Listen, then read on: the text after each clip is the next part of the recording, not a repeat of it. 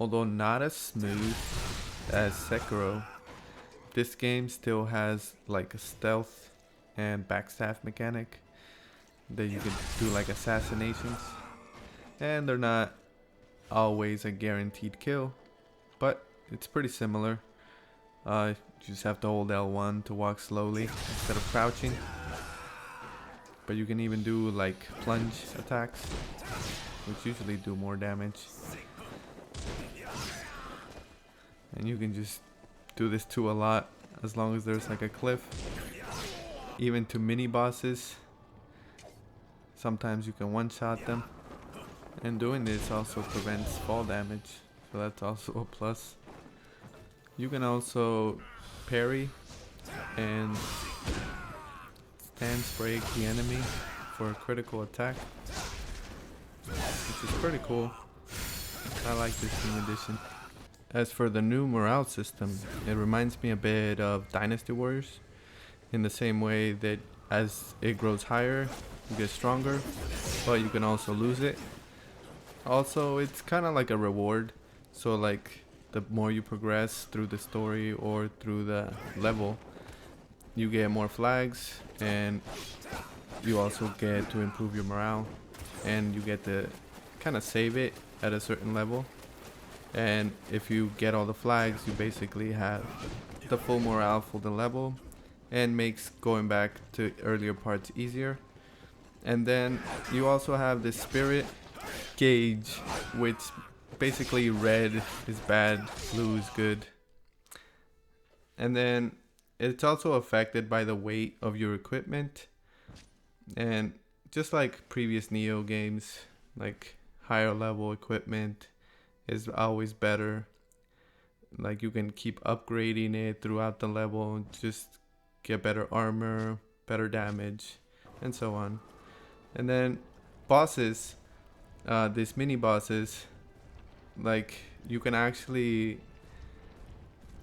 strategize and use stealth to get them down to like half health or lower health from like the beginning. And then status effects are pretty useful, so if you get them to burn or use poison, like it just does continuous damage like previous games. But it's like you get rewarded for actually doing a stealth attack, because as you saw, it was at 20 morale, but if you get a stealth attack, it drops it by 1. So it's pretty cool.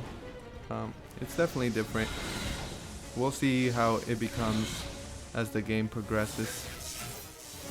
One thing that does bug me is how long it takes to heal. Like it feels like the animation's so slow. It might be just me, but I don't really like it. And sometimes I press it and I hold it and press it again and it doesn't even heal. Also, if you don't clear out like the goons of these mini bosses, they can come in and attack you. You can be facing off 2, 3. I don't know if you do 4, but I've only seen 3 so far. So like that's one thing that's new.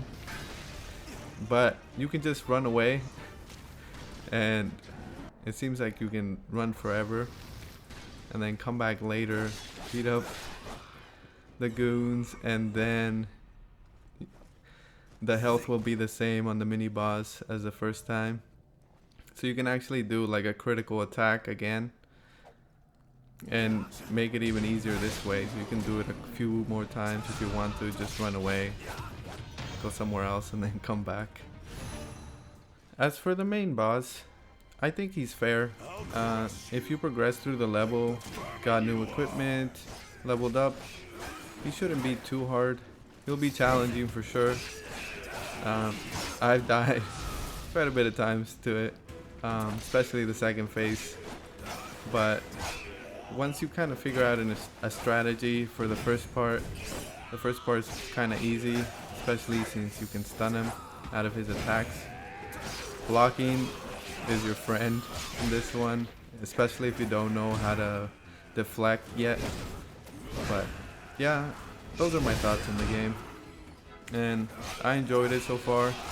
Hopefully it does get a little better when we get the full release. And that's all for this video, so I'll see you in the next one. Don't get so cocky.